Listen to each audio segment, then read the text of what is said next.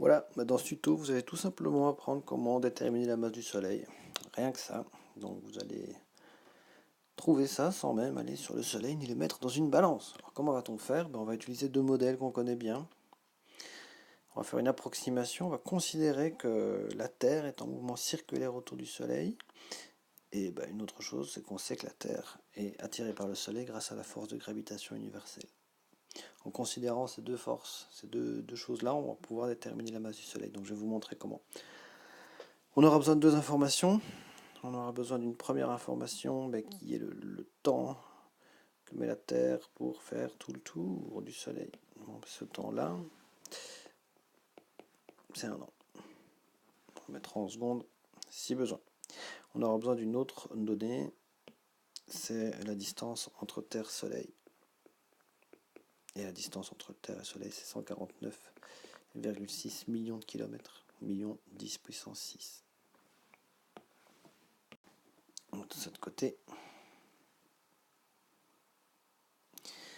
Bon, donc j'ai dit qu'on considérait que la Terre était en mouvement circulaire. Donc je prends l'hypothèse de travailler en MCU. On sait bien que c'est pas la réalité, mais c'est déjà une bonne approximation, vous verrez. Bon, si on est en MCU, ça veut dire qu'il y a une force centripète. Ok. Mais en fait, qui joue le rôle de la force centripète? Qui est la force qui va faire tourner la Terre sur sa trajectoire circulaire? C'est rien d'autre que la force de gravitation. Donc je vais pouvoir écrire que la force centripète, c'est la même chose que la force de gravitation.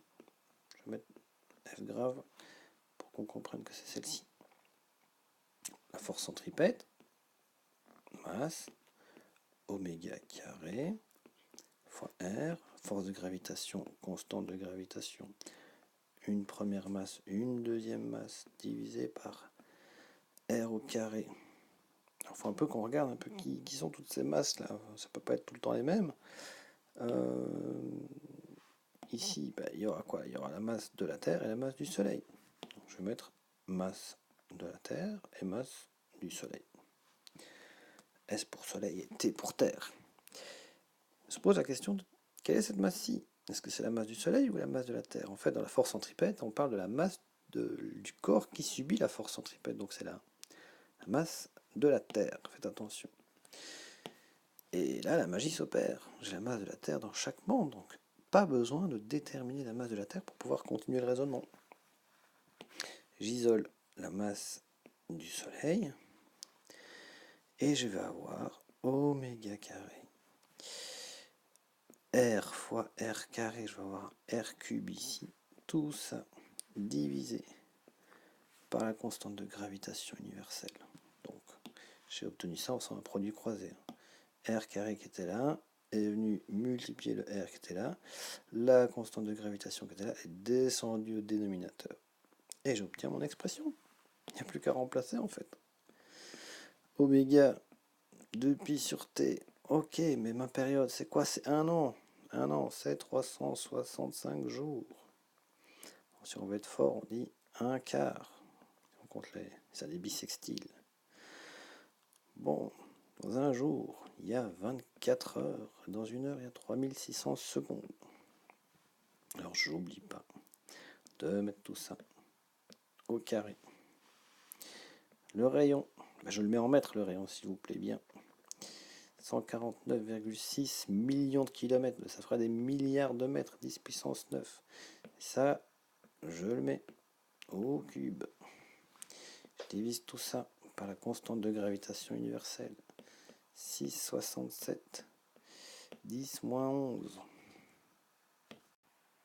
Et j'obtiens une masse du Soleil de 1,99 si j'arrondis fois 10 puissance 30 kg. Super. Et si je vais voir sur Wikipédia, qu'est-ce qu'ils me disent? 1,989 10 puissance 30. C'est excellent comme résultat. On a fait une approximation qui est quand même assez grossière de dire qu'on est en MCU alors que c'est pas vrai, que la Terre en fait elle est sur une trajectoire elliptique et pas une trajectoire circulaire. Sa vitesse elle est pas du tout constante autour du Soleil. Rien qu'avec ce modèle simple de MCU et la force de gravitation que Newton avait élaboré, on arrive, en restant chez nous, sur la Terre, à déterminer la masse du Soleil. Ça, c'est pas mal. Bon, maintenant que vous avez vu comment on peut déterminer la masse d'un corps qui tourne autour d'un autre, rien qu'en déterminant sa période de révolution, donc combien de temps il met pour faire le tour complet sur son orbite, et sa distance, on pourrait peut-être essayer de passer à l'exercice suivant, qui va être de déterminer, je sais pas moi, la masse de Jupiter. Allons-y, soyons fous. Donc voilà une belle photo de notre Jupiter avec un de ses satellites, Europe, qui est en orbite autour d'elle. Donc comment nous on va faire en restant sur Terre pour déterminer la masse de Jupiter? Tout simplement on va prendre un petit télescope et on va observer Europe qui fait son orbite autour de Jupiter et on va essayer de déterminer combien de temps il met pour faire toute l'orbite autour de Jupiter.